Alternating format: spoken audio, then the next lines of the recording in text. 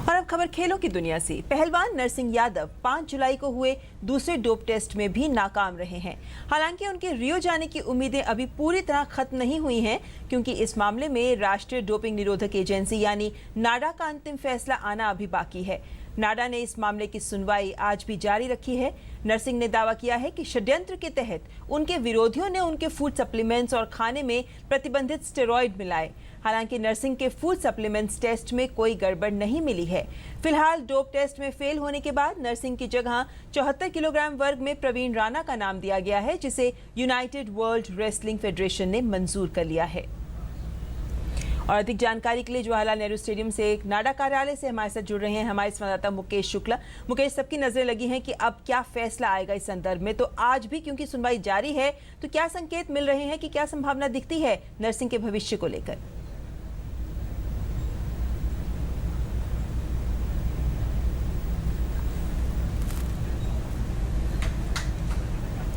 बिल्कुल ममता, अब से कुछ देर बाद नरसिंह यादव यहाँ पहुँचेंगे और 4 बजे से उनकी सुनवाई शुरू हो जाएगी। कल भी काफ़ी देर तक, लगभग 3.5 से 4 घंटे तक सुनवाई चली थी और उसमें उनके तमाम पहलुओं को सुना गया था। उनके वकील उनके साथ मौजूद थे। जो FIR उन्होंने दर्ज कराई थी उस पर भी चर्चा की गई और उन सभी पहलुओं पर उन्होंने रखा। उनके जो वकील थे उन्होंने बताया कि हमने सारी बात नाडा पैनल के सामने रख दी है और अब जो निर्णय जो है वो नाडा पैनल करेगा। लेकिन उम्मीद ये की जाती है कि नाडा पैनल अब किस तरह की उनके खिलाफ कार्रवाई करता है। उन्होंने खुद जो उनका डोप टेस्ट था उसमें वो फेल हो चुके हैं, ये मान लिया गया है। लेकिन जो प्रतिबंधित दवाएं उनके उसमें स्टेरॉइड्स में मिली, जो उनके खाने में मिली, वो वजन बढ़ाने के संदर्भ में थी। तो ऐसे में अब ये देखना है कि जब उनको वजन बढ़ाने की जरूरत नहीं थी तो इस तरह की दवाई उनके खाने में कैसे पहुंची जी। लेकिन एक तरफ दूसरी खबर ये भी आ रही है कि उनका खाना जो है, उनके जो वहाँ के बावर्ची, उन्होंने बोला जब इस तरह का हमें पता लगा तो हमने वो सारा खाना फेंक दिया था। लेकिन अब जो ओत-पोत की स्थिति है उसमें आशंका जताई जा रही है, संदेह की स्थिति बनी हुई है। क्या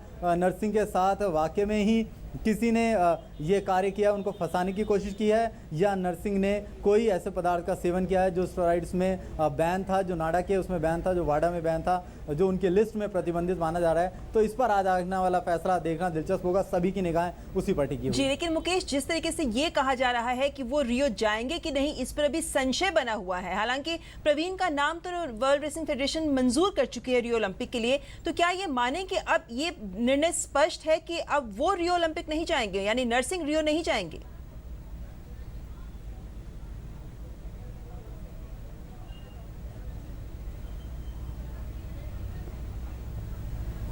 ममता, बिल्कुल ये जो प्रश्न आपने कराया इस पर सभी की निगाहें, क्योंकि नाडा अगर क्लियरेंस दे भी देती है, प्रवीण उनके बैकअप के तौर पे जा चुके हैं, अब वो अपने डोप टेस्ट में पॉजिटिव पाए जाते हैं, तो ऐसा नहीं हो सकता कि अगर नाडा उनको यहाँ पर कुछ रियायत देकर छोड़ देती है तो इसका मतलब उनको क्लीन चिट मिल गई है। अगर ऐसा ही हुआ, अगर इनको भेजा गया, तो आने वाले कई सारे एथलीट्स हैं जो नाडा के समक्ष खड़े हो जाएंगे। आने वाले दिनों में लगातार इस तरह से एथलीट सामने आएंगे और वो भी यही इसी फैसले को लेकर के अड़ियल रवैया अपना सकते हैं, आ सकते हैं सामने कि हमें जाने दिया जाए। तो मेरे ख्याल से अब जो नरसिंह की उम्मीदें हैं वो लगभग खत्म हो चुकी हैं। फैसला उनके ऊपर आएगा कि कितना बैन लगाया जाए, किस तरह की उन पर अनुशासनात्मक कार्रवाई की जाए, और अगर वाकई में किसी ने उनके साथ साजिश की है, जो साजिश में संलिप्त हैं, अगर उनके नाम उजागर होते हैं तो उनके खिलाफ भी कार्रवाई की जाए। जी, बहुत बहुत शुक्रिया मुकेश, हमारे साथ जुड़ने के लिए। इंतजार रहेगा कि नाडा अब आज क्या फैसला सुनाती है।